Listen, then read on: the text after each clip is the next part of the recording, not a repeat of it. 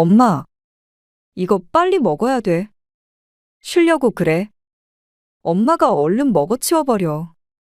오래됐으면 버려야지.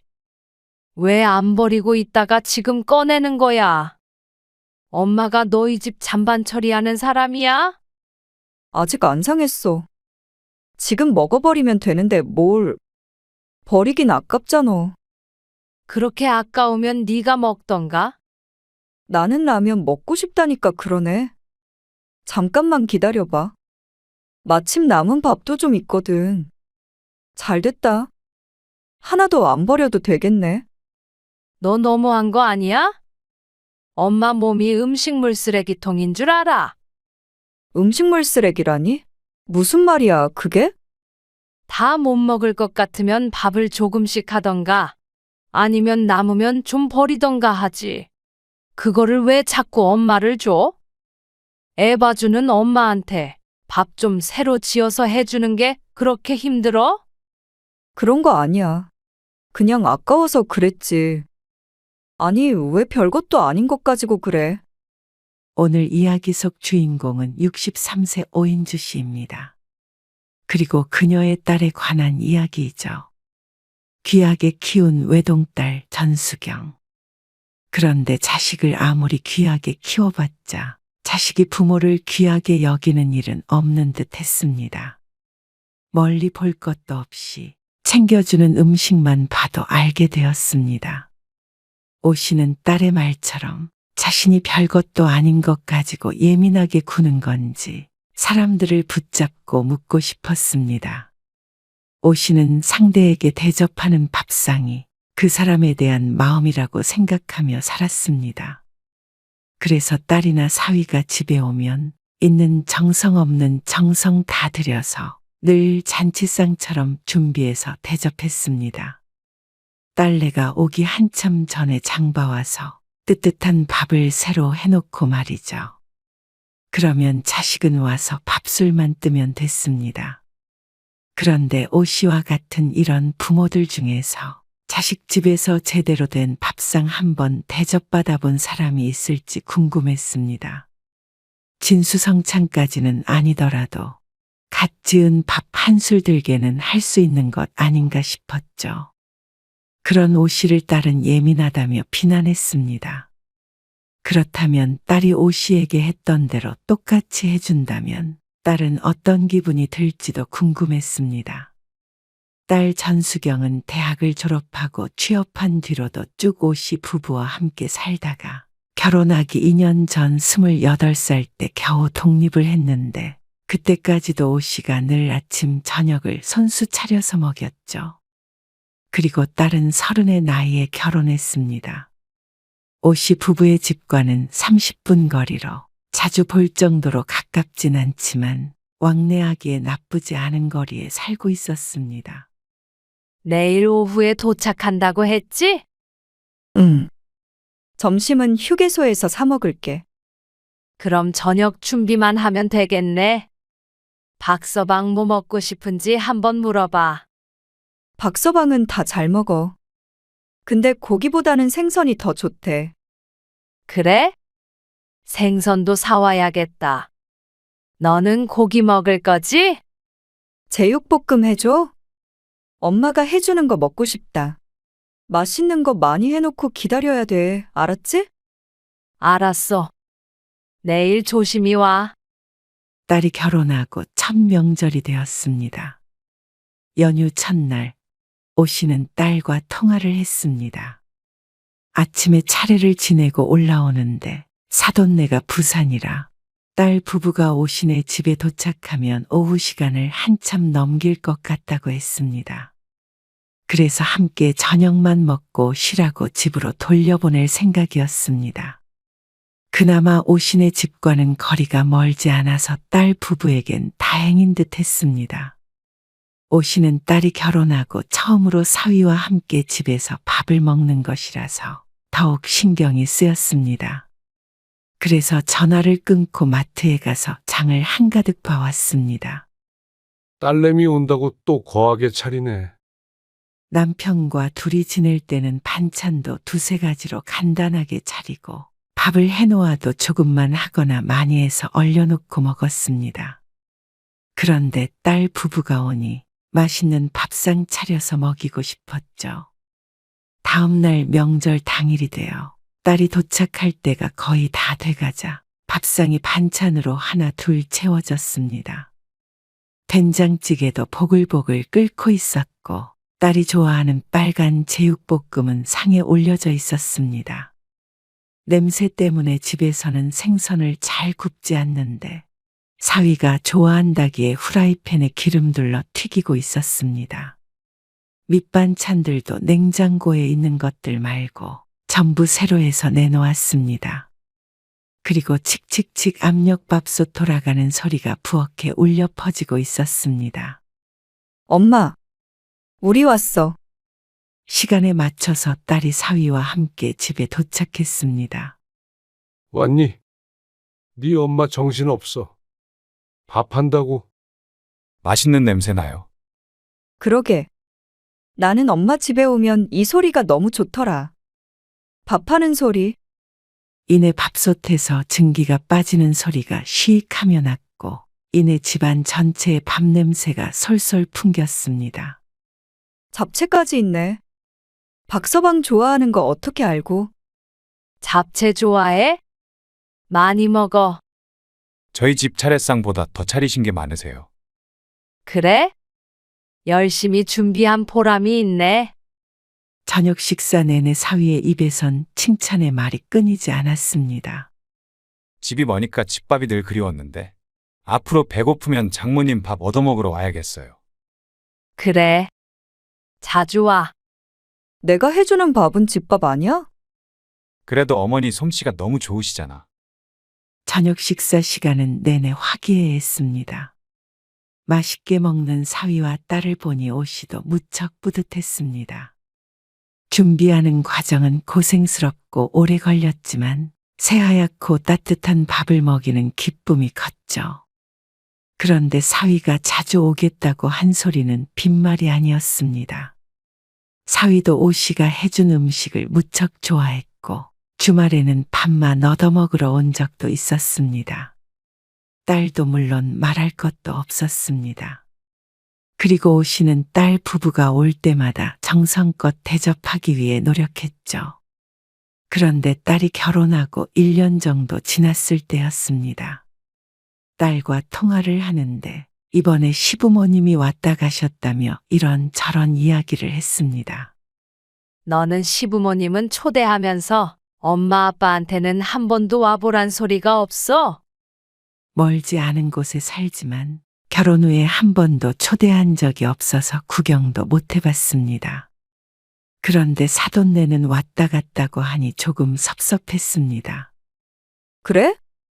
엄마 아빠 오고 싶은지 몰랐지. 그래도 어떻게 사는지 구경은 해보고 싶지. 그러자 딸이 흔쾌히 한번 오라고 말했습니다. 요즘에는 결혼한 자식 집에는 안 가는 것이 좋다기에 그런가 보다 했는데 딸은 아무렇지도 않은 듯 했습니다. 박서방한테도 물어봐야지. 박서방은 좋다고 하지. 올 때 맛있는 거 해와. 맛있는 건 네가 해줘야지. 엄마한테 해오래? 갈치조림 이런 거 먹고 싶다던데. 그래서 딸이 직접 저녁을 차리고 오씨가 집에서 갈치조림만 해서 가기로 했습니다. 요즘 사위가 바쁘다며 잘 오지 않았는데 오랜만에 오씨가 해주는 음식을 먹고 싶어 한다고 했습니다. 오씨는 다음 주 주말이 되었을 때 남편과 함께 설레는 마음으로 딸의 집으로 찾아갔습니다. 처음 방문하는 것이라서 냄비에 담은 갈치조림 말고도 집들이 선물도 따로 챙겨서 갔죠. 딸의 집에 도착해서 집 구경도 하고 거실에 앉아서 얘기도 했는데 저녁 시간이 다 됐는데도 딸이 밥을 할 생각이 전혀 없는 듯 보였습니다. 아까 전에 오씨가 가스불에 올려놨던 갈치조림만 보글보글 끓고 있었습니다. 밥 해야 하는 거 아니야? 밥? 밥솥에 밥 있어. 미리 해놨어? 뭐, 그렇지. 금방 차릴게. 잠깐만. 한 10분쯤 지났을까. 갈치조림이 완성됐는지 딸이 가스불을 끄더니 오씨 부부를 식탁으로 불렀습니다. 얼른 드세요. 음식을 준비하는 것 같지도 않았는데 얼른 먹으라길래 식탁 앞에 앉았습니다. 그리고는 오씨는 무척 당황했죠. 가운데 갈치조림이 하나 올려져 있었고 반찬은 몽땅 냉장고에 들어있던 반찬통 그대로 꺼내져 있었습니다. 그리고 더욱 중요한 건 밥이었습니다. 밥이 이게 밥을 언제 한 거야? 오씨가 이렇게 묻는 이유가 있었습니다. 어젠가? 밥솥을 슬쩍 보자 뚜껑에 숫자가 보였습니다. 56이라고 적혀 있었는데 밥솥도 오씨가 사용하는 것과 똑같은 것으로 결혼할 때 직접 사준 것이니 저 숫자가 무엇을 뜻하는지 모를 수 없었습니다. 밥을 한 지 56시간이나 지났다는 뜻이었죠. 안 봐도 오래된 것인 줄 알았던 이유가 밥이 누런색이었습니다. 그리고 색깔 때문에 그런지는 몰라도 쉰냄새가 나는 것 같기도 했고 말이죠. 밥을 새로 하지. 그렇게 말하는 사위와 딸의 앞에는 햇반이 놓여져 있었습니다. 에이, 한 지 얼마 안 됐어. 그래도 엄마 아빠는 햇반보다는 밥솥에 한밥 좋아하지 않나? 밥이 조금 부족해서 우리는 햇반 먹으려고 한 건데. 그런데 누가 보아도 김이 폴폴 나는 하얀 햇반이 차라리 더 먹음직스러워 보였습니다. 번거로우니 먹다 남은 반찬을 꺼내오는 것은 그렇다 쳐도 밥이라도 새로 했으면 좋았겠다 하는 생각이 들었습니다. 색도 색이지만 김도 별로 나지 않는 것이 묵어도 너무 묵은 듯 했습니다. 어쩌면 처음으로 집에 오는 부모에게 주는 밥을 3일 가까이 된 묵은 밥을 내오는지 아무리 내 딸이라지만 섭섭했습니다. 딸도 막 지은 밥이 맛있다는 걸 모르는 사람이 아니었으니 더욱 그랬죠. 너희 집에서 밥 잘 안 먹니? 아니, 잘 먹는데. 근데 밥이 왜 이렇게 오래됐어? 아, 요 며칠 바빠서 집에서 밥을 못 먹었더니. 그러면 시부모님 오셨을 때는 새로 밥 했지? 당연하지. 딸의 말에 안심이 되면서도 한편으로는 어이가 없었습니다. 아무리 시부모가 아니라 친정엄마 아빠라고 하지만 이렇게까지 신경 쓰지 않은 밥상을 내올 거라고는 생각을 못했습니다. 그나마 오씨가 갈치조림이라도 가져온 게 다행이었습니다. 거한 대접까지 바란 건 아니었어도 너무 홀대하는 것 아닌가 하는 생각이 들었죠. 오씨와 남편은 애써 표정을 수습했습니다. 맞벌이하는 딸과 사위가 집에 찾아오는 부모 밥까지 신경 쓰는 건 쉽지 않은 일일 거라고 생각했습니다. 섭섭한 오씨의 심정과는 별개로 말이죠. 그래서 일하느라 힘들고 바빠서 미처 밥에는 신경을 못 쓰고 사는구나 하고 그런가 보다 하자 싶었죠. 그런데 딸이 아이를 낳고 난 뒤에 아기를 봐주러 자주 왔다 갔다 해보니 그게 아닌 것을 알 수 있었습니다. 딸이 대수롭지 않게 생각하길래 요즘 젊은 사람들은 조금 오래된 밥도 그냥 먹나 보구나 하고 그날도 그냥 먹고 나왔는데 정작 딸은 그런 밥을 잘 먹지 않았습니다. 특히나 사위에게는 햇반을 주면 줬지 절대 누런 밥을 주진 않았죠. 그리고 얼마 안 있어서 또 다시 명절이 되었을 때는 오씨는 또다시 딸의 행동에 상처를 받게 되었습니다. 이번 명절에는 엄마가 몸이 안 좋다니까 나가서 외식하자. 하필 단단히 몸살 감기가 걸리는 바람에 꼼짝도 못하고 누워있다가 겨우 자리에서 일어난 오씨는 딸과 사위를 빈 상으로 맞이했습니다.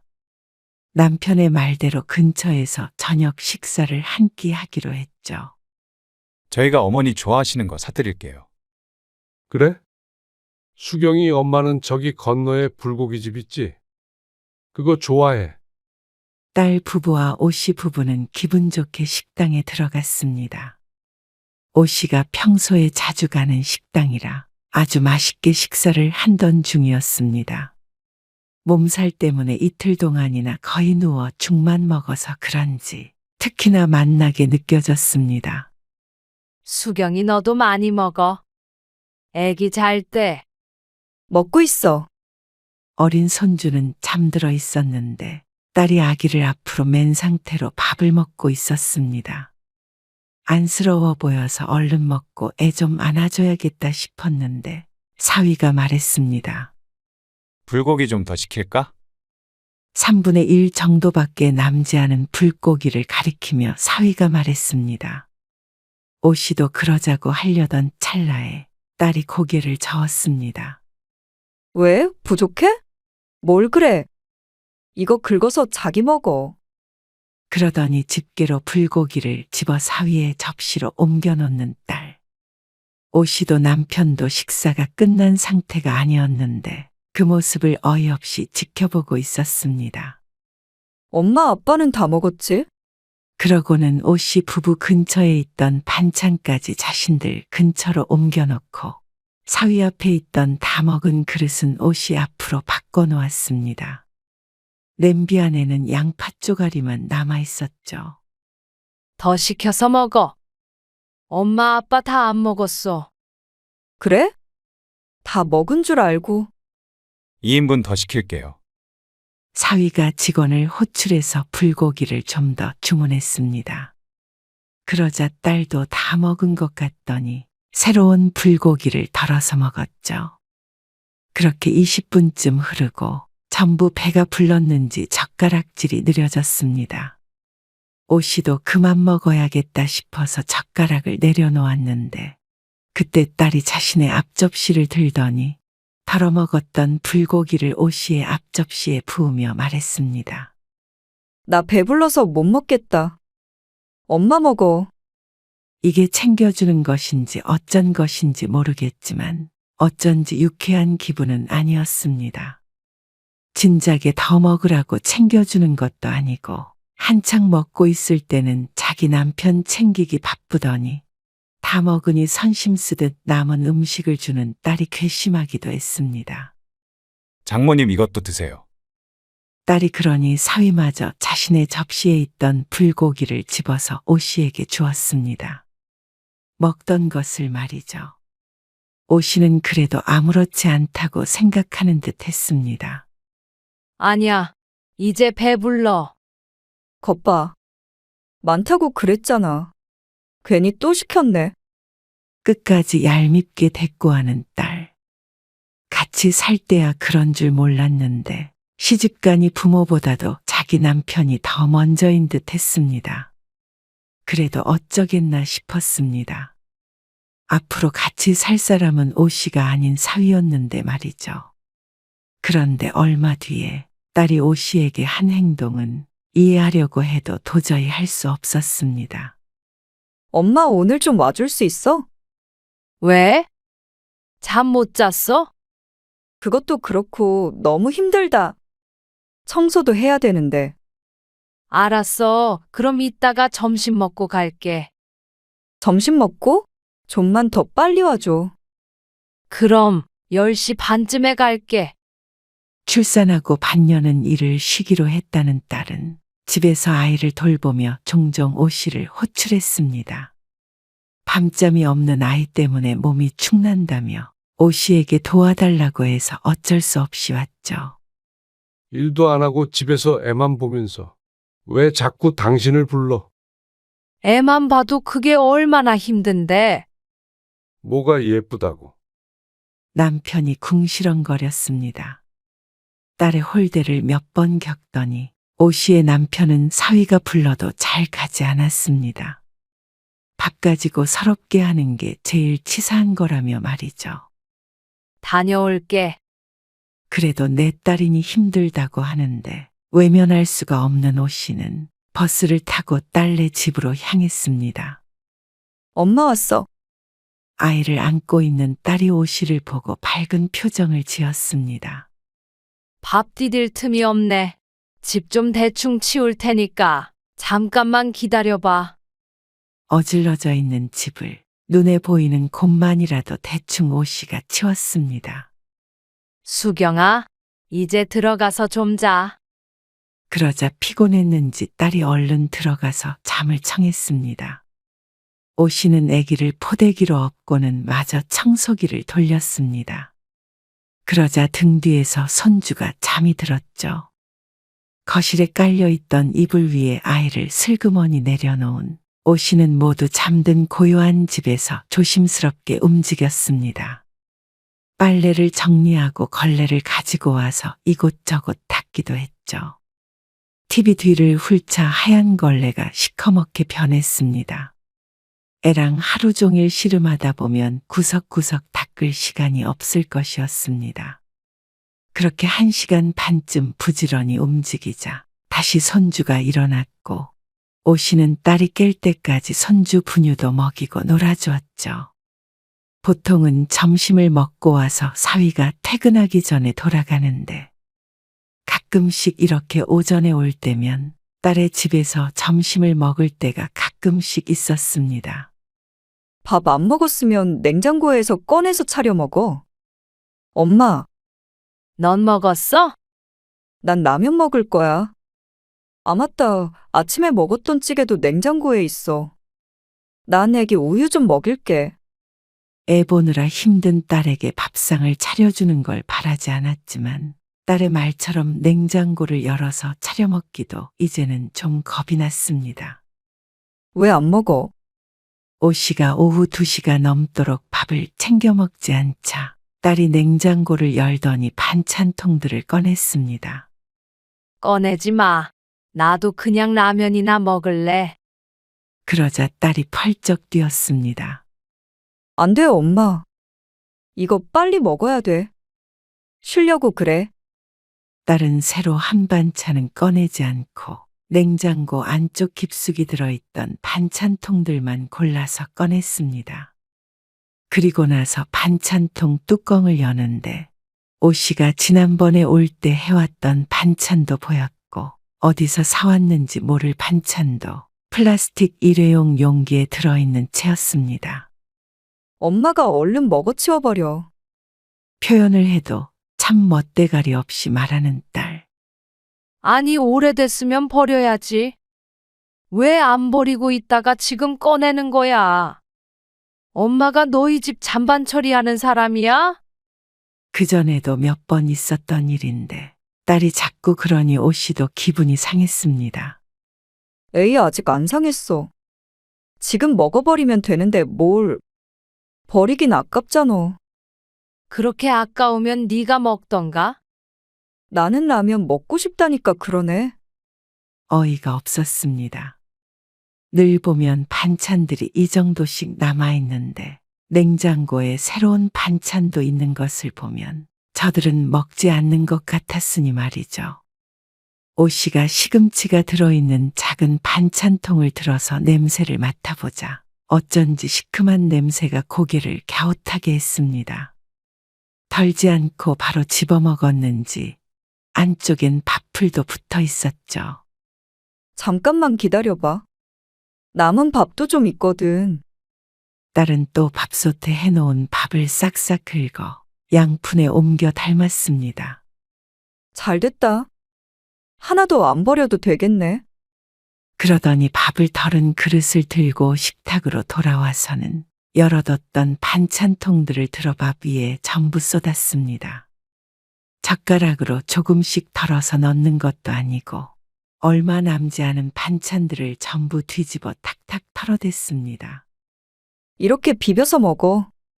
엄마 비빔밥 좋아하지 않아? 먹던 나물, 콩나물, 멸치, 김치 전부 한 번에 양푼으로 들어갔습니다. 그러고는 큐브에 들어있는 고추장도 짜주는데 참 친절하기도 했지만 앞에 놓인 그릇이 사람 밥인지 개밥인지 몰랐습니다. 맛있겠지? 그러면서 자기는 라면을 끓여 먹겠다며 냄비를 드는 딸. 유 씨는 어쩐지 눈물이 핑 돌 것 같은 기분이었습니다. 비빔밥에 다 넣어버려서 김치는 새로 꺼내야겠네? 오 씨가 작년에 김장에서 줬던 통을 김치냉장고에서 꺼내더니 자기가 먹을 김치는 새로 옮겨 담는 오 씨의 딸. 먹다 남아 쉰 김치 쪼가리들은 오 씨에게 먹으라며 준 밥에 들어가 있었습니다. 너 너무한 거 아니야? 그러자 딸이 어리둥절한 표정으로 오 씨를 쳐다보았습니다. 어? 뭐가? 엄마 몸이 음식물 쓰레기통인 줄 알아. 음식물이라니? 무슨 말이야, 그게? 다 못 먹을 것 같으면 밥을 조금씩 하던가, 아니면 남으면 그냥 버리던가 하지? 그거를 왜 자꾸 엄마를 줘? 에이, 뭐야. 버릴 정도는 아니야. 너 그럴 거면 이렇게 일찍 오라고 하지 마. 아니다. 그냥 엄마 부르질 마라. 엄마가 너 애 봐주고 냉장고에 버릴 음식 먹어주는 사람이야. 무슨 말을 그렇게 해. 나도 챙겨준다고 비빔밥 만들어준 거잖아. 밥 좀 새로 지어서 해주는 게 그렇게 힘들어? 너희는 엄마 집에 올 때마다 그렇게 뭐 먹고 싶다, 뭐 해달라 하고. 너는 새밥 짓는 냄새 좋다고 그러더니 엄마는 묵은 밥이 더 좋은 줄 알아? 엄마는 사람 아니야? 엄마는 그런 거 좋은 줄 모르는 줄 알아? 그런 거 아니야. 그냥 아까워서 그랬지. 그렇게 아까우면 너랑 박서방이 나눠서 먹으면 되잖아. 왜 엄마한테 먹어치우라고 그래? 아니, 내가 못 먹을 거 준 것도 아니고. 애 보느라 힘든 와중에도 엄마 점심 챙겨준다고 차려준 건데. 왜 먹는 거 가지고 그래? 그러니까 내 말이 그 말이야. 왜 먹는 거 가지고 쪼잔하게 이런 말까지 하게 만드니? 서러워서 이제 너희 집에 안 오고 싶어. 네 아빠가 왜 안 오는데? 크게 대접해 주는 거 바라는 게 아니라 적어도 엄마 아빠를 쓰레기통 취급은 하지 말아야지. 아, 자꾸 왜 쓰레기통 얘기를 해? 쉰 거 아니라니까. 그러면 네가 먹지 왜 안 먹고 라면 먹어? 난 그냥 많이 먹어서 질려서 그런 거지. 그러니까 질릴 때까지 먹다가 남은 걸 왜 엄마를 줘? 왜 맨날 누런 묵은 밥 주고? 왜 엄마한테 버리냔 말이야. 가만 보면 너희는 그런 거 안 먹는데. 왜 올 때마다 엄마한테 잔밥 먹어치우라고 해? 네가 자꾸 이러니까 박서방도 먹던 음식 엄마한테 주는 거 아니야? 아니, 챙겨줘도 뭐라 그래. 이내 딸도 기분이 상한 듯 했습니다. 그럼 그냥 라면 먹어, 엄마도. 딸은 비빔밥을 들어다가 싱크대에 부어버렸습니다. 그 모습조차도 괘씸했습니다. 그렇게 아깝다는 걸 오 씨가 안 먹겠다고 하니 버려버린 것이니 말이죠. 제 입으로 들어가는 건 싫고 오 씨는 괜찮은 줄 아는 모양이었습니다. 이제 애도 네가 알아서 봐. 엄마 부르지 말고 이런 취급받으면서 호구처럼 너 뒷바라지 해줄 생각 없어. 아니, 진짜 별것도 아닌 것 가지고 그래. 오 씨는 딸의 집을 나섰습니다. 그러고는 그 다음 주에 딸이 불러도 가지 않았습니다. 딸은 정말 오지 않을 거냐며 오 씨를 닥달했습니다. 그리고 오 씨는 그럴 것이라고 대답했죠. 그 뒤로 딸은 종종 오 씨에게 연락을 했습니다. 마치 아무 일도 없었던 것처럼 카톡으로 시시콜콜한 이야기들도 했죠. 오 씨도 적당히 맞장구 쳐주고 이야기를 나눴지만 딸이 은근슬쩍 물어보는 말에는 단호하게 대답했습니다. 엄마, 아직도 그거 가지고 삐져 있는 거야? 이제 우리 애기 보러 올 때도 되지 않았어? 애기가 할머니 보고 싶대. 아, 안 간다니까 그러네. 할 말 있으면 너희가 와. 탐나? 알았어.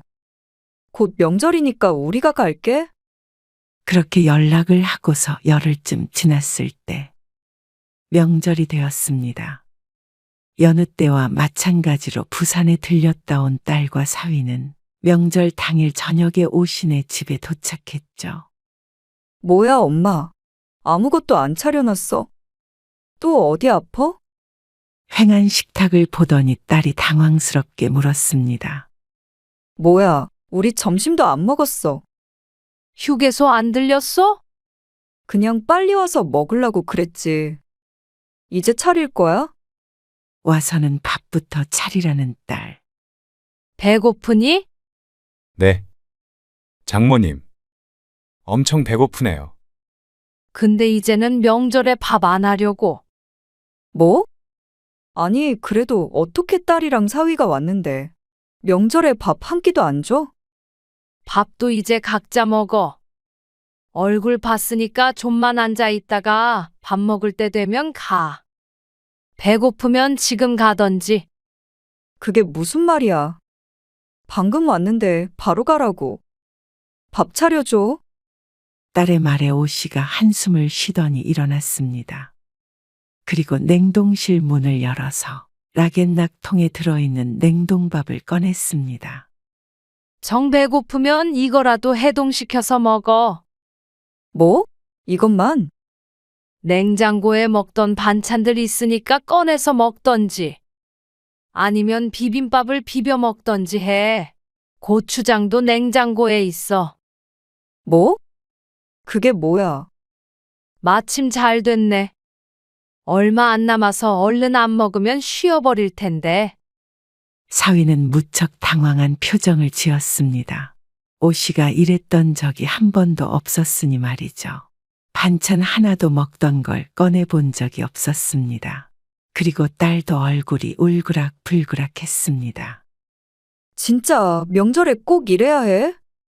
박서방한테도 너무한 거 아니야? 뭐가? 너희 집 갈 때마다 그러길래 요즘 젊은이들은 그런 거 좋아하는 줄 알았는데. 아니니? 딸이 기가 막혀서 말문이 막힌 듯 했습니다. 이제는 엄마한테 밥 얻어먹을 생각 말어. 엄마도 그렇게 차리려면 하루 종일 부엌에 있어야 해. 허리 아파서라도 그렇게 못하겠다. 진짜 엄마 너무한다. 나 그럼 집에 갈게. 그래. 배고프다니까 박서방 데리고 얼른 가라. 남편도 오 씨를 거들어서 딸을 등 떠밀었습니다. 아빠까지 이럴 거야? 뿌린 대로 거두는 법이야. 딸이 씩씩대며 사위를 데리고 집으로 돌아갔습니다.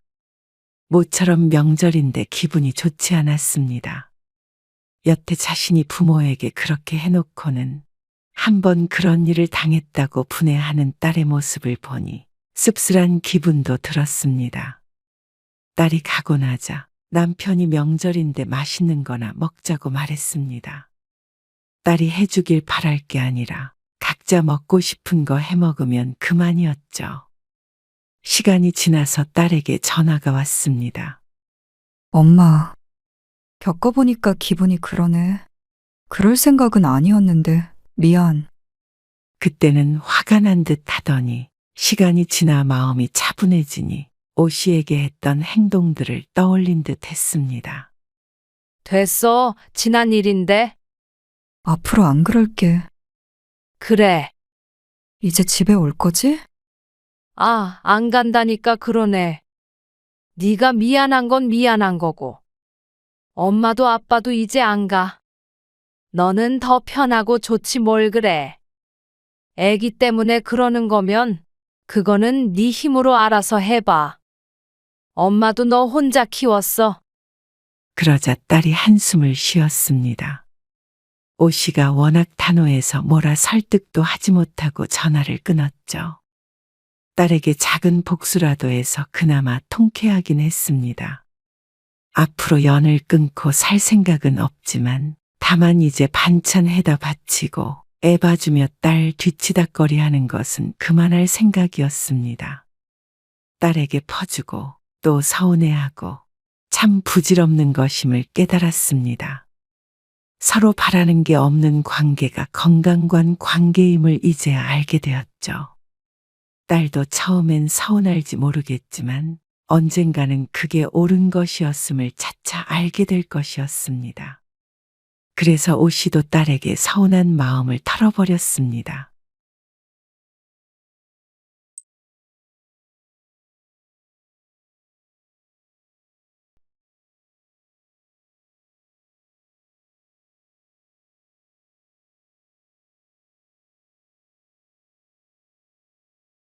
그럼 내년에는 어머님, 아버님 해외여행 보내드려야 하는 거 아니야?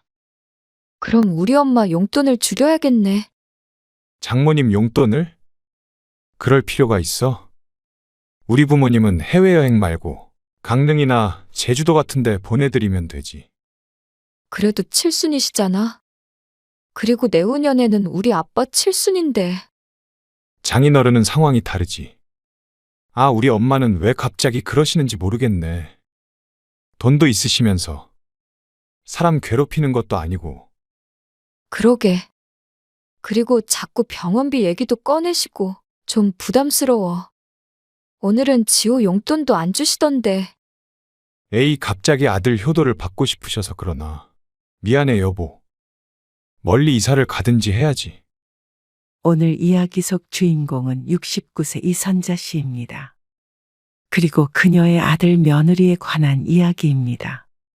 이 씨는 아들과 며느리가 나누는 대화를 우연히 듣고는 가슴이 뜨겁고 심장이 벌렁거렸습니다. 평생을 바쳐서 아낌없이 키운 아들이지만 결혼 후에는 부모에게는 땡전 한 푼 쓰는 것도 아까워했던 아들입니다. 만약 처가에까지 그랬다면 억울하지는 않았습니다. 처가 식구들은 장가 안 간 처남까지 살뜰하게 챙기는 아들이 제 부모에게만 짠돌이처럼 구는 것이 참 서운했습니다. 돈 가지고 불만을 표시하면 사람이 옹졸해 보일 듯 해서 참은 게 10년이었습니다. 하지만 부모가 나이 들어 돈 들어갈 일이 생기자 거리를 두다 못해 매정하게 내쳐버리는 아들을 보며 이 씨는 피눈물을 흘렸습니다. 그렇다면 이 씨 부부도 더 이상 아들에게 퍼주기만 하는 관계는 사양이었습니다. 아들이 며느리가 부모에게 10원 한 장도 못 쓰겠다길래 이 씨도 똑같이 해주었더니 아들은 연을 끊자는 것이냐며 분노했습니다. 그동안 자신들이 부모에게 어떻게 했는지는 잊은 듯 했죠. 하지만 이 씨도 더 이상은 자식에게 호구 같은 부모가 되고 싶지 않았습니다. 이 씨 부부는 장사를 하다가 5년 전에 은퇴해서 노후를 보내고 있었습니다.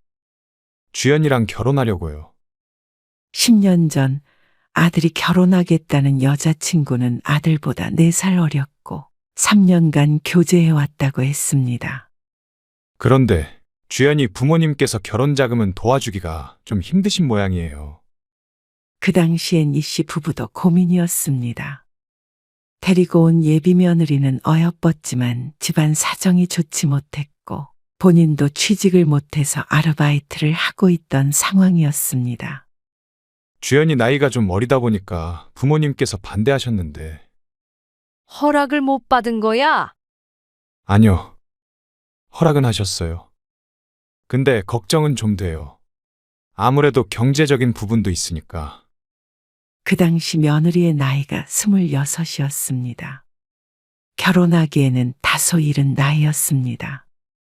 가진 것 하나 없는 사람과 결혼하면서도 아들이 꼭 죄인이라도 된 것 같은 기분에 이 씨도 탐탁지 않았던 적이 있었습니다. 하지만 아들이 그렇게 좋다는데 경제적인 문제로 갈라놓을 수는 없었습니다. 그래, 그럼 엄마 아빠가 지분해 줄게. 그래도 둘이 같이 벌면 금방 자리 잡을 수 있겠지. 감사합니다. 아들은 대단한 전문직은 아니더라도 충분히 먹고 살 수 있을 만한 좋은 직장에 다녔습니다. 하지만 수도권에서 잘 먹고 잘 살려면 기반이 다져진 상태에서나 가능할 것이었습니다. 10년, 20년 월급 모아도 집 한 채 사기가 힘든 시대이니 말이죠. 그래서 그동안 아들 장가 보내기 위해서 모았던 돈을 주려고 했습니다. 이 씨 부부의 노후 자금을 제외한 거의 모든 재산이었죠. 아들 키우면서 남편과 함께 상의해서 아끼고 아껴가며 마련한 자금이었습니다. 근데 이 동네에서 살 수 있는 매물이 별로 없어요. 아들의 직장은 이 씨의 집 근처였습니다. 그래서 되도록이면 근처에서 집을 사려고 했지만 요즘 이 동네 아파트 가격이 올라 예산에 맞는 금액대의 집을 찾기가 쉽지가 않았습니다. 결혼이 2달 앞으로 다가왔는데도 매물을 찾지 못하자 어느 날 남편이 말했습니다.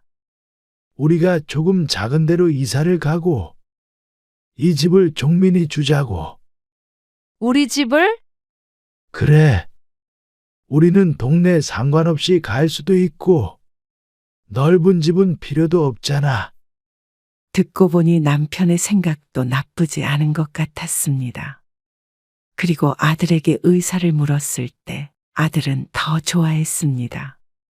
이 씨 부부는 30분 떨어진 동네로 이사를 갔고 아들은 그해 가을에 결혼을 했습니다. 그리고 지금까지 약 10년간 이 씨는 아들에 대해 새로운 면을 많이 보게 되었죠. 지난 추석쯤이었습니다. 저희 왔어요. 추석 명절이 되기 이틀 전 아들, 며느리 그리고 손자가 이 씨네 집을 방문했습니다. 30분 거리였지만 보고 싶다고 매번 볼 수 있는 아들 가족이 아니었기 때문에 반가운 마음으로 맞았습니다.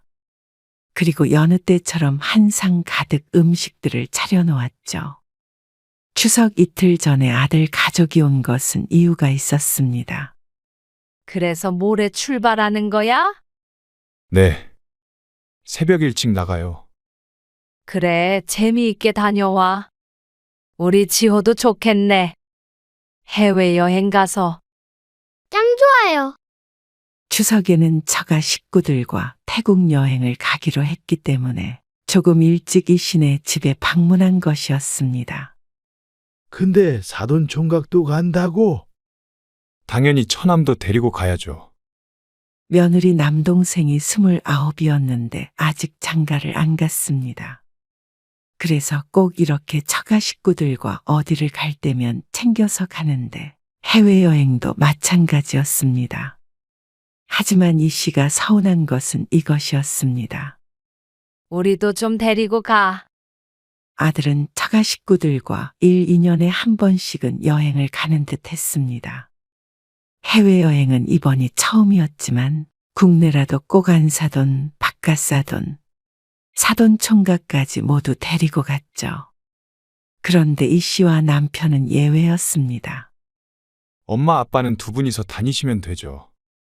직접적으로 말은 안 해도 이 씨 부부는 여력이 있으니 알아서 가라는 뜻인 듯 했습니다. 그 와중에 아들은 며느리를 힐끗 보았습니다. 저희만 가서 죄송해요. 아니야. 그냥 해본 소리야. 며느리의 말에 이 씨가 고개를 저었습니다. 진담을 조금 섞어서 말했지만 부담을 주고 싶었던 것은 아니었습니다. 자, 이거 지호 받아. 감사합니다. 아들 며느리가 저녁을 먹고 일어서자 이 씨가 가방에서 봉투를 꺼내서 손자에게 건넸습니다. 이번엔 명절이라 특히 넉넉히 넣었지만 가끔씩 손자가 오면 빈손으로 보낸 적이 한 번도 없었습니다. 반면에 아들은 늘 빈손으로 왔다가 두 손 가득한 상태로 돌아갔습니다. 그리고 여행을 다녀와도 선물 한 번 사온 적이 없었죠. 그런 사소한 것들이 10년 정도 쌓이니 이 씨도 조금 서운한 마음이 들었습니다. 내가 원해서 줬으면 서운해하지도 말아야 한다는 것은 머리로는 알고 있었지만 사람인 이상 그런 마음이 안 들 수는 없었죠. 그리고 이런 일은 비일비재했습니다. 한 달쯤 지난 어느 날이었습니다. 아들에게서 연락이 왔습니다. 오늘 다 같이 축구 경기 보러 가기로 했는데요. 축구? 여기 옆에 경기장? 네, 맞아요. 저희 가족이랑 처남이랑 같이 보러 가거든요. 근데 시간이 7시 반이라 조금 애매하기도 하고 주차도 힘들고 해서요. 엄마 집에 가서 저녁 한 끼 먹을까 하고요. 차도 좀 세워두고. 사돈 총각이랑 같이? 네, 괜찮으시죠? 알았어. 밥 차려 놓을게. 이 씨가 사는 집 바로 옆에는 월드컵 경기장이 있었습니다. 갑작스럽게 방문한다는 소식을 듣고 이 씨는 급하게 마트에 다녀왔습니다. 아들 부부뿐만이 아니라 사돈 총각까지 온다니까 아무래도 밥상이 신경 쓰였습니다. 안녕하세요. 아이고, 어서 와요. 축구 보러 가기로 했다고요? 네. 실례하겠습니다. 실내는요? 어서 앉아요. 인원이 많아서 거실에 큰 상을 펴서 차렸습니다. 다 같이 둘러서 이야기꽃을 피우며 식사를 했죠. 근데 매형 차 트렁크 쪽에 찌그러진 게 원래 있던 거죠? 아, 그거는 전부터 있었어. 이제야 봤어요. 전 또 제가 한 줄 알고요. 아들과 사돈총각이 나누는 대화에 귀를 기울였습니다. 그런데 계속 듣고 있자니 왠지 모를 위화감이 들었습니다. 아, 종민이 네가 차를 준 거야? 이 씨가 아들을 향해 묻자 사돈총각이 대신 대답했습니다. 아, 예. 작년에 저 취업 기념으로 매형이 선물해 주셨어요. 그런데 트렁크 쪽이 찌그러진 아들의 차라면 아, 그거 엄마가 주셨던 거거든. 정말요? 그건 원래 이 씨의 차였습니다. 덕분에 잘 쓰고 있어요. 아, 예, 그래요. 아, 여보. 치킨 시켰지? 응. 여기로 시켰어. 이 씨는 사돈총각에게 애써 웃어 보였습니다.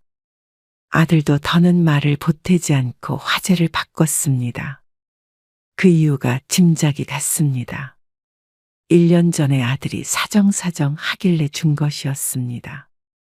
며느리 차가 고장이 나서 돈이 많이 든다며 달라고 했는데 이 씨가 처음에 거절하자 60대가 넘어서는 운전을 하면 큰일이 난다며 어찌나 닥달을 해대던지 거의 강탈해가는 수준이었는데 그게 사돈총각의 손에 가 있을 줄은 꿈에도 몰랐습니다.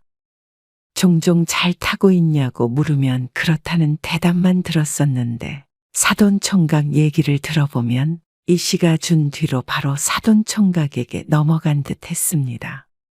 하지만 이미 준 차 가지고 따지기도 그렇고 사돈총각도 있는 앞에서 꺼낼 말도 아닌 듯해서 이 씨도 바뀐 화제에 맞장구 쳤습니다. 지금 치킨도 먹게? 아니요. 이제 축구 시간 다 됐는데요. 축구장에서 먹으려고 그러죠. 치킨을 사가도 되는 거야? 네. 다 돼요. 거기도 팔긴 하는데 줄도 길고 정신없어서 사서 들고 가는 게 나아요. 그 말을 하자 바로 초인종 소리가 들렸습니다. 며느리가 치킨을 받아서 들어왔는데 봉투가 2개였습니다. 치킨을 2마리 시킨 모양이었습니다. 내심 하나는 이 씨 부부 먹으라고 시켰구나 생각했습니다. 저흰 이만 가볼게요. 차 두고 갔다가 끝나고 타고 바로 갈게요. 식사를 마친 이 시간이 7시였습니다. 걸어서 10분도 안 걸리기 때문에 지금 출발하면 딱 좋다고 하며 신발을 신었습니다. 그런데 아들이 중문 앞에 있는 치킨 봉투 2개를 양손에 들고 현관문을 열었습니다. 잘 먹었습니다. 안녕히 계세요. 그리고 아들, 며느리, 손자, 사돈총각까지 그렇게 집을 떠났습니다. 무슨 넷이서 치킨을 2마리나 먹어? 이 씨도 조금 황당한 기분이 들었는데 남편도 같은 생각을 하고 있었던 것 같았습니다. 그러게. 나는 우리 한 마리 주는 줄 알았네. 남들이 들으면 비웃을지 몰라도 이 씨는 섭섭했습니다. 이런 생각을 하는 이 씨가 쪼잔한지 아니면 밥은 얻어먹고 치킨 시키는 김에 한 마리 더 시켜서 엄마 아빠 줄 생각은 안 하는 아들이 쪼잔한지 모를 일이었습니다. 결혼 후 아들이 이 씨 부부에게 돈 한 푼 제대로 쓰는 걸 본 적이 없었습니다. 이런 사소한 치킨 같은 것도 말이죠. 보면 처갓집 식구들과는 자주 외식도 하는 것 같은데 이 씨 집에 오면 꼭 밥을 차려달라고 그랬습니다. 어쩌다 가끔 바깥에서 식사를 하면 당연하다는 듯이 이 씨가 계산할 때까지 기다릴 때가 많았죠. 지난 어버이날까지 이 씨가 계산했다고 하면 말 다 한 것이었습니다. 그렇다고 이 시부부가 큰 부자도 아니었습니다. 그저 평범하게 노후 준비가 되어 있는 상태일 뿐이었습니다. 사돈네와 비교하면 그마저도 대단할지도 모르겠지만 말이죠. 아들이 사돈 총각한테 차까지 주는 것도 보면 처가에 보통 정성을 들이는 게 아닌 듯 했습니다. 그런 모습이 처음에는 좋아 보였지만 이제는 처갓집과 이 시부부를 차별하나 싶어서 기분이 떨떠름할 때가 많았습니다. 아무래도 마음 가는데 돈이 가는 것 아닌가 싶었으니 말이죠. 마누라가 예쁘면 처갓집 말뚝에다도 절을 한다더니 며느리가 그렇게 좋은가 보다. 그렇게 생각하려고 노력해야 했습니다. 하지만 이마저도 조금 섭섭하다 정도로 넘어갈 수 있는 문제였지만 얼마 전에 있었던 사건은 이 씨 부부를 크게 충격받게 했습니다. 아버지가 쓰러지셨다고요? 아니, 쓰러진 게 아니라 집 앞에서 넘어져서 병원에 왔어. 넘어졌다고요? 어쩌다가요? 어제 비 왔잖아. 근데 오늘 너무 추워서 바닥이 얼어 있었나 봐. 지나가다가 뒤로 넘어져가지고 눈앞에서 쿵 하는데 아직도 가슴이 철렁하다. 원래 디스크도 좀 있으셨잖아요. 입원하셔야 하는 거 아니에요? 아니, 놀라서 구급차 타고 오긴 했는데 사진 찍어보니까 괜찮은가 봐. 네 아빠가 입원은 하기 싫다 그래서 오늘 집에 갈 건데 너 퇴근했니? 지금 퇴근 중이에요. 아이고, 그러면 좀 와서 병원비 좀 대신 해줄래? 경황이 없어가지고 내가 지갑을 놓고 왔어. OTP가 없어서 이체를 못하네. 며칠 입원할 줄 알고 나중에 퇴원할 때 수납하려고 집에도 안 다녀왔지 뭐야. 아, 그래요? 알겠어요. 일단 갈게요. 아침에 같이 산책하려고 집을 나섰다가 남편이 넘어지는 바람에 정신없이 병원으로 왔습니다. 수납을 해야 해서 급하게 집에 다녀오려고 했었는데 때마침 아들에게 전화가 걸려와서 다행이었죠. 아들은 통화한 지 20분이 채 안 되어 병원에 도착했습니다. 잠시만 계세요. 병원비 내고 올게요. 이 씨는 남편 옆에 있다가 수납하고 있는 아들 쪽으로 갔습니다. 그러자 아들이 결제를 하고서는 이 씨가 말했습니다. 이따가 집에 가시면 보내주셔야 해요. 병원비? 네, 까먹지 말고 주세요. 참, 집에 돌아가면 보내줄 생각이었지만 그걸 또 결제하자마자 자신의 입으로 칼같이 강조하는 아들 때문에 한숨이 나왔습니다. 남편과 함께 병원을 나서서 아들 차를 타고 집으로 갔는데 아들이 차를 세워놓고 다시 한 번 말했습니다. 이거 보세요. 얼마 없죠? 저도 용돈 받아서 쓰는 입장이에요. 제 비상금으로 낸 거라서 꼭 주셔야 해요. 자신의 지갑을 열어 보이면서 또다시 병원비 얘기를 하는 아들을 보자 꼭 이렇게까지 해야만 하나 싶었습니다. 섭섭한 것을 떠나서 이제는 아들에게 정남이가 떨어지려 했습니다. 병원비가 많이 나와봤자 얼마나 나왔다고 그걸 그렇게까지 아득바득 받아가야 하는지, 그게 그렇게 아까우면 처남에겐 어떻게 차를 줬고 장인장모를 데리고 어떻게 해외여행까지 갔는지. 잠시만 기다려라.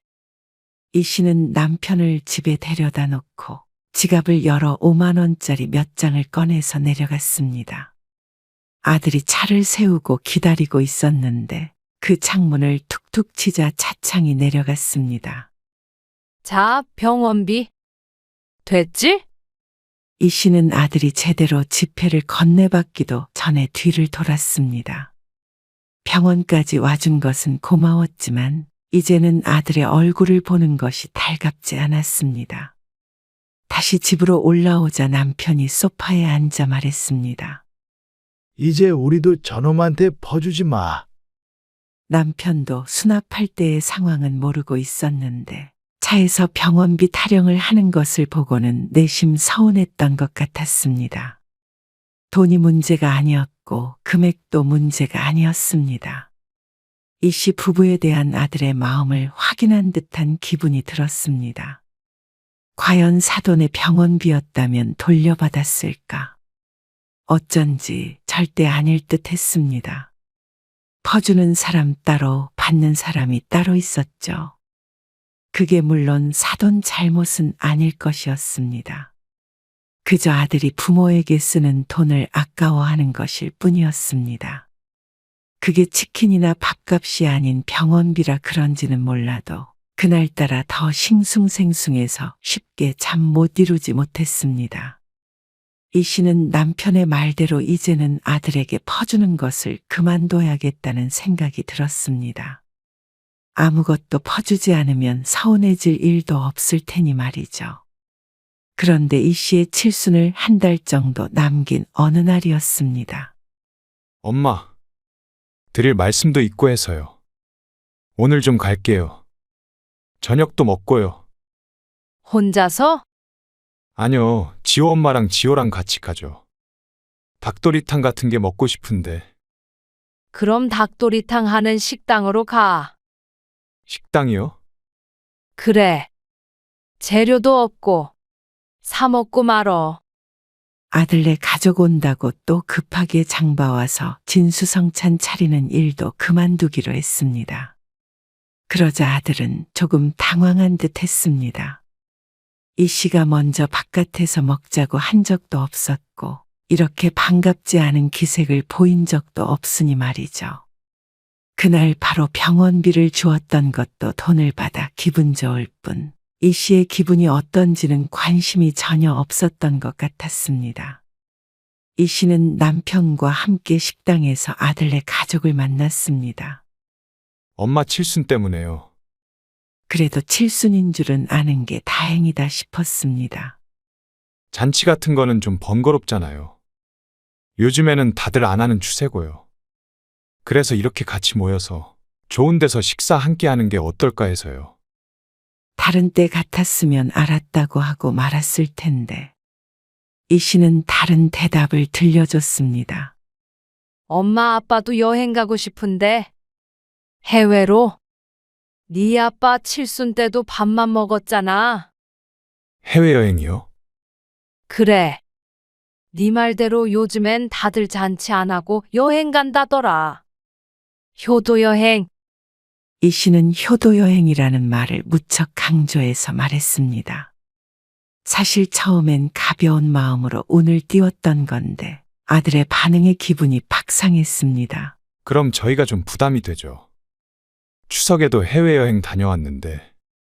그건 너희끼리 간 거고 우리는 언제 가본 적이나 있니?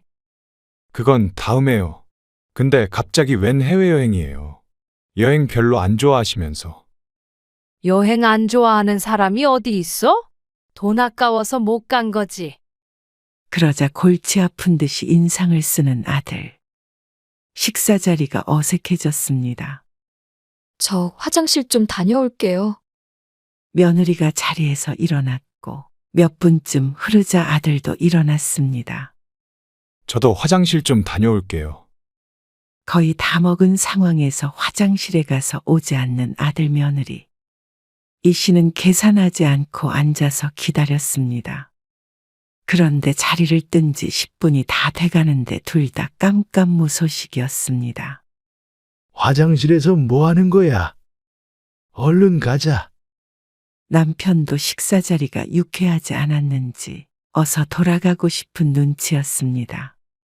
이 씨는 아들을 찾아서 밖으로 나가서 건물 뒤로 돌았습니다. 벽면엔 뒤쪽에 화장실이 있다고 화살 표시가 되어 있었습니다. 그럼 내년에는 보내드려야 하는 거 아니야? 나중이라고 했으니까. 내가 알아서 할게. 신경 쓰지 마. 어쨌거나 보내드리긴 해야 된다는 거잖아. 그럼 엄마 용돈을 줄여야겠네. 장모님 용돈을? 그럴 필요가 있어? 우리 부모님을 해외여행 말고 강릉이나 제주도 같은데 보내드리면 되지. 그래도 칠순이시잖아. 그리고 내후년에는 우리 아빠 칠순인데. 장인어른은 상황이 다르지. 아, 우리 엄마는 왜 갑자기 그러시는지 모르겠네. 돈도 있으시면서. 사람 괴롭히는 것도 아니고. 그러게. 그리고 자꾸 병원비 얘기도 꺼내시고. 좀 부담스러워. 오늘은 지호 용돈도 안 주시던데. 에이, 갑자기 아들 효도를 받고 싶으셔서 그러나. 미안해, 여보. 차라리 우리가 멀리 이사를 가든지 해야지. 왜 엄마는 사람 마음을 불편하게 하는지 모르겠다. 고장 여행 얘기 한 번 꺼냈다가 이렇게 뒤에서 욕을 먹을 줄은 몰랐습니다. 이 씨 부부가 해준 것은 눈꼽만큼도 생각하지 않고 그저 자신들 지갑 열리는 것만 중요한 듯한 아들 부부. 그것도 사돈과는 대우가 하늘과 땅 차이였습니다. 남들은 더 많이 도와주는 부모를 가깝게 모신다던데 이 씨는 너무 억울했습니다. 이 씨는 굳은 표정으로 자리로 돌아왔습니다. 그리고 아들 며느리가 올 때까지 계산하지 않고 있다가 아들이 돌아오자 말없이 남편을 데리고 식당을 나섰습니다. 뒤늦게 계산하고 나온 아들이 무언가 이상한 낌새를 느꼈는지 머뭇거리며 물었습니다. 모셔다 드릴까요? 이 씨는 그것도 거절하고 택시 타고 돌아가고 싶었지만 아들의 차에 올라탔습니다. 남편도 말이 없고 이 씨의 표정도 굳어있자 차 안은 무거운 침묵이 흘렀습니다. 종민아, 아빠가 이번에 디스크 수술을 하려고 하거든. 디스크요? 아들이 백미러를 통해 뒤를 힐끔거리며 대답했습니다. 그래, 너도 알지? 아빠 허리 안 좋은 거. 저번에 넘어지셔서 더 안 좋아져서 말이야. 근데 수술비 좀 보태줄 수 있어? 이 씨는 이 말을 하려고 아들 차를 탔습니다. 남편도 의아한 표정으로 이 씨를 쳐다보고 있었습니다. 수술 이야기는 처음 듣는 것이기 때문이었죠. 수술비가 없으세요? 엄마 아빠가 돈이 어딨니? 너 집 주고 우리도 집 사서 이사하느라 돈도 다 썼지. 모아둔 돈도 있으시잖아요. 진작에 썼지. 일 안 한 지가 몇 년인데? 그러자 아들은 당황스러워 보였습니다. 이제는 백미러를 통해서 이 씨가 아닌 며느리를 바라보았습니다. 아니, 그러면 뭐하러 거기로 이사를 가셨어요? 더 작은 데로 가시던가, 아니면 지방으로 가시던가 하셨어야지. 벌써 병원비 들면 앞으로 어떻게 하시게요? 그럼 그 집을 팔고 작은 데로 가세요. 집만 있으면 뭐해요? 그 말에 이 씨는 마음을 정했습니다. 집 앞에 도착하자 이 씨는 대답 없이 차에서 내렸고 한동안 아들에게서는 연락이 오지 않았습니다. 가끔씩 밥 먹으러 오기도 하고 그러더니 그마저도 뜸했습니다. 경제적 부담을 주니 멀어지는 것을 보니까 아들의 마음을 확실히 알 것 같았습니다. 그래서 이 씨는 남편과 상의를 해서 얼마 뒤 아들에게 전화를 걸었습니다. 그때 차에서 네가 한 말을 생각해봤는데 네 말이 맞는 것 같아. 무슨 말이요? 집 얘기요? 그래. 노후에 병원비 많이 들고 그러면 돈이 있어야 하잖아. 우리가 그 생각을 못하고 집을 덜컥 샀네. 그래서 팔아야겠어. 아, 작은 데로 가시게요? 아들이 어쩐지 반가운 듯한 목소리로 대답했습니다. 아니, 너희가 살고 있는 그 집 말이야. 그거 팔려고. 그걸 팔아야 돈이 더 되지. 그러자 휴대폰 너머로는 아들의 숨소리만 들려왔습니다. 아들의 대답을 기다리지 않고 이 씨가 말했습니다. 이사할 날짜는 어느 정도 주면 되니? 한 달이면 돼? 아니, 도대체 아까부터 무슨 말씀을 하시는 거예요? 이 집에서 나가라고요? 네가 그랬잖아. 집만 있으면 뭐 하냐고. 그래서 네 아빠랑 곰곰이 생각을 해봤는데 틀린 말이 아니더라고. 아니, 그러면 엄마 아빠 집을 팔아야지. 왜 저한테 주셨던 집을 판다는 말씀이세요? 여력이 안 되면 지방으로라도 내려가셔야죠. 지방 어디? 엄마 아빠도 여기가 편한데. 그리고 나이 들면 큰 병원 많은 도시에 살아야 하는 거야. 근데 둘 다 엄마 아빠 집인데 뭘 팔든지 간에 무슨 상관이니? 이건 제 집이죠. 아니지. 네가 살고 있는 내 집이지. 아들은 황당한 모양인지 말도 제대로 잊지 못했습니다. 저는 못 나가요. 당연히. 뭐 때문에 그러시는 거예요? 혹시 수술비 안 드린다고 서운해서 그러세요? 이유가 중요하니? 중요하죠. 엄마 아빠 병원비 타령하는 거 부담스럽다며? 그래서 네 부담 덜어주려는 거야. 서로 주고받지 않으면 부담이 없을 거 아니니? 넌 부모에게 10원 한 장 쓰는 것도 아까운 것 같아서 말이야. 그게 말이 돼요? 왜 말이 안 돼? 아니, 아까운 게 아니라 엄마 아빠는 그래도 여유가 있으시니까. 여유 같은 거랑은 상관없어. 그냥 네가 그러고 싶었던 거잖아. 엄마 아빠도 이제 너한테 퍼주기만 하는 건 안 하려고. 그러니까 자꾸 자식에게 기대하게 되고 또 혼자 서운해하고 지친다. 병원비 얘기하고 여행 얘기하니까 부담스러웠지? 이제 그런 거 하지 말자는 말이야. 병원비 드리면 돼요? 여행 보내드리면 되고요? 아니야. 엄마 아빠는 마음 정했으니까. 이사 날짜 정해서 알려줘. 내일 부동산에는 내놓을 테니까. 그럼 저희는 어디로 가라고요? 여력이 안 되면 지방에 알아봐라. 엄마, 이 씨는 아들의 말을 더 이상 듣지 않고 전화를 끊었습니다.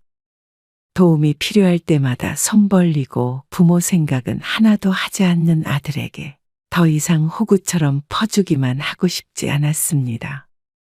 그 정도로 키웠으면 해줄 만큼 해줬다고 생각했습니다. 부모라고 늙어 죽을 때까지 자식 뒷바라지만 해야 하는 존재는 아니었습니다. 앞으로는 이 씨도 남편도 무조건적인 사랑은 그만 주기로 마음먹었습니다. 혹시 아들이 반성하고 잘못했다고 한다고 해도 그 집은 돌려받을 생각이었습니다. 그렇게 돈으로 사야 하는 효도는 이 씨도 이제 더 이상 필요 없었습니다. 실제로 아들은 이사를 가지 않고 버티며 전화를 하기도 하고 찾아오기도 했습니다. 그렇게 부인이 좋고 처가 식구들이 좋으면 그 식구들 끌어안고 오순도순 살아. 그리고 사돈 총각에게 가 있는 차도 돌려주고. 그러고는 현관문을 쾅 닫아버렸습니다. 아들이 뺏어간 모든 것을 제자리로 되돌려 놓기 전까진 아들의 얼굴을 보고 싶지 않았습니다. 어머니, 마음 상하셨다면 죄송해요. 그렇지만 저희 집은 뺏어가지 말아주세요. 앞으로는 친정에 하는 만큼 제가 잘할게요. 며느리에게서도 연락이 왔었습니다. 너희는 앞으로 벌어서 너희가 사면 되잖아. 대신 나중에 더 늙어서 우리 노후 책임지란 소리도 안 한다. 우리는 이제 돈벌이도 없으니까 어쩔 수가 없네. 그 집이라도 팔아야지. 며느리가 아니라 손자가 전화한다고 한들 이 씨의 마음은 변하지 않았습니다. 아들은 2달 뒤에 이사를 나갔고 그 뒤로 이 씨도 아들도 서로 연락하지 않았습니다. 아들도 원망하는 마음이 있겠지만 이제는 뭐가 됐든 신경을 끄고 살고 싶은 마음이 컸습니다. 이 씨는 집이 팔리면 그 돈으로 해외여행이나 다니며 살 생각이었습니다. 남편도 마음고생이 있었는지 이 씨의 말에 공감했습니다. 이제 70이니 앞으로 오래 살면 30년 더 살 텐데 자식 없이 남편과 남은 인생 즐기며 살기에도 아까운 시간이었습니다. 이제 40 먹은 아들의 앞가림까지 부모가 해줄 필요는 없었습니다. 그걸 일찍 알았다면 좋았겠지만 그래도 이제라도 깨달은 게 어딘가 싶었습니다. 아들도 10년, 20년 흘러서 손자가 크면 이 시부부의 마음을 이해해 주겠거니 생각하며 애써 머릿속에서 아들을 지웠습니다.